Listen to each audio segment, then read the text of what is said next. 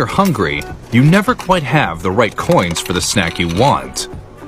How does the machine know to send back anything fake? And keep track of how much you've paid? The machine deciphers coins with pinpoint accuracy.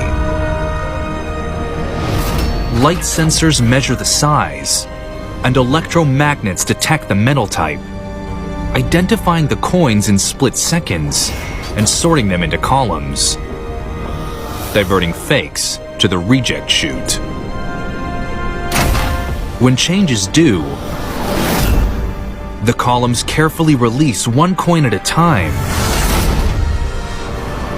tumbling into the chute.